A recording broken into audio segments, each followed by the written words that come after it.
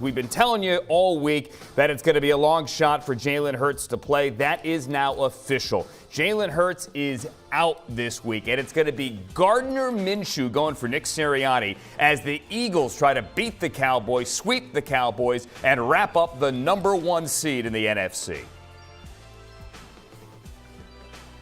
And Gardner will be ready. Gardner worked his butt off for this opportunity against a really good football team, and had a great practice yesterday. I think you guys have all heard that of how good a practice he had yesterday. A lot of energy out there, and he's ready to go. All right, Ian Rappaport, James Palmer with more on this. Ian, it was just yesterday, or maybe it was Tuesday, I've lost track of days this week, where Nick Sirianni said Jalen Hurts has a better body than all of us. He might find a way to heal. I guess they're playing it cautiously. Well, Jalen Hurts does have a better body than all of us. At least both of you guys. About me, I don't know about that, but this doesn't really matter. I think the Eagles knew. I follow you on Instagram. Really, you're going there? Would not be. Yeah, I'm going there. I think Jalen Hurts and the Eagles probably knew earlier in the week there was not a great chance that he would be out there. It's a sprained right shoulder, a throwing shoulder, certainly something you do not want to take a chance at. And this isn't just about this week. It's not just, well, could he, maybe shoot it up and go out there and play? If it was a playoff game, theoretically, he probably could. It's not a playoff game.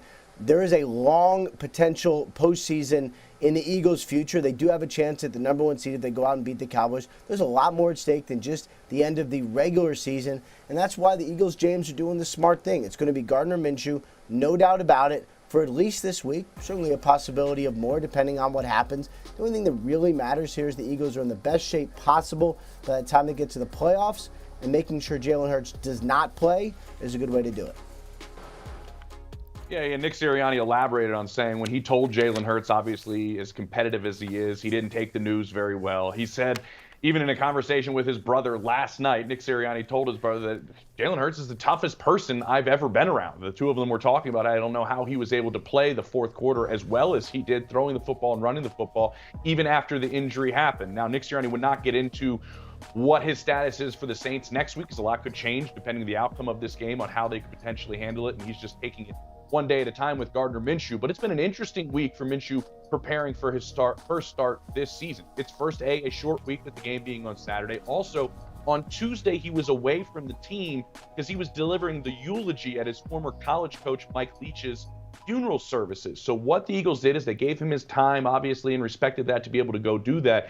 But throughout the process of his travel and what he was doing prior to that and after that, they were on Zooms with him constantly, Andrew, giving him video clips, FaceTiming him while they were watching those video clips together, because Minshew missed the walkthrough and the install for the week for the game plan. They do believe he is up to speed. They do believe his football IQ, as high as it is, and understanding of this offense, he is right where he needs to be. And the other point is teammates have been raving, as you heard Nick Sirianni say, Andrew, about the practice that he had yesterday. They believe he is ready, even on a short week and with the difficult situation that he had to deal with this week as well. There is a different level of energy. Very different quarterback stylistically, but a different level of energy here with Gardner Minshew. It's going to be fun to see what this Eagles team looks like as they try to lock up home field throughout the NFC playoffs and give Jalen Hurts even more time to heal with a victory over the Cowboys. Thank you, James Palmer. Ian, stick around. I want to get to some other news here. Ron Rivera, or beg your pardon, let's go to the Titans here.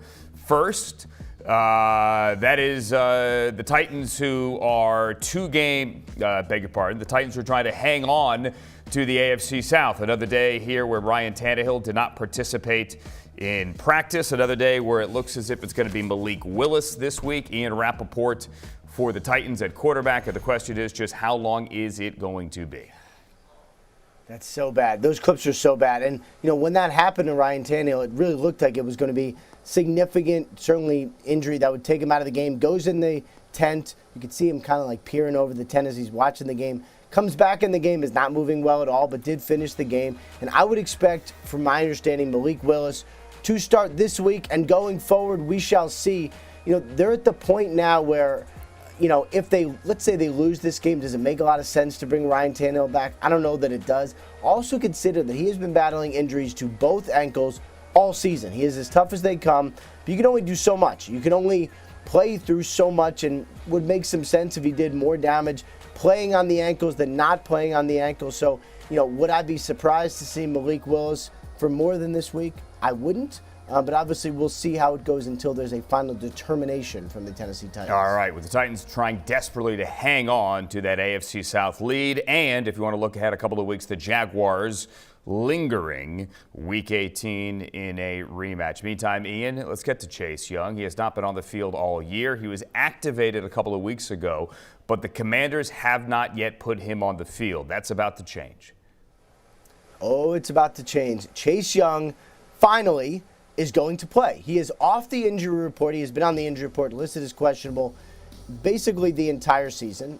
He has either been that or he's been on a reserve list. He has worked his way back, and man, it has been a long road. And I know all anybody's wanted was just to see Chase Young play. When is he going to play? When is he going to play? And then last week, when everyone thought he was going to play in the other game against the Giants, he didn't. He met with Ron Rivera, met with Dr. James Andrews. Instead of shutting him down, they said, you know what? One more week. Came out of that optimistic. They had a plan. He is now going to play. And this really was about him trusting the knee and making sure that he's full speed when he's out there. It is now happening. Chase Young is going to play. All right, Chase Young is back on the field. Rivera said that it is going to give his team a boost, one they certainly need as they have to beat the 49ers to keep their postseason hopes alive. But Washington is in if it is to win out. Ian, let's get to tonight. I mentioned the Jets could set up an elimination scenario if they are to lose. A lot of injuries have noted this one, notably Trevor Lawrence. He's still good to go on the Jacksonville side, right? Yeah, Trevor Lawrence is fine, dealing with his sprained big toe. Listed as questionable, but he's actually improved kind of as they've gone on during the weeks. This hasn't gotten worse. It's gotten better. So I would expect him to be maybe a little more mobile tonight in that should be really awesome, gross weather, slopping around there in the rain. He should be fine.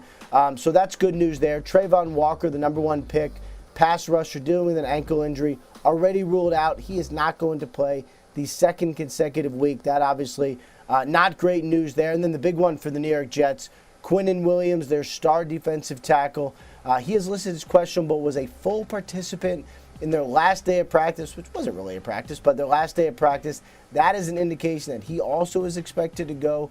So we should have some really, aside from Walker, really full strength on the field for both these teams. Okay, in a, I hate to say must win, but look, it's a couple of days before Christmas. For both teams tonight, the Jets and the Jaguars, a couple of nights before Christmas. Sign me up. It'll be fun tonight. Thank you, Ian Rappaport.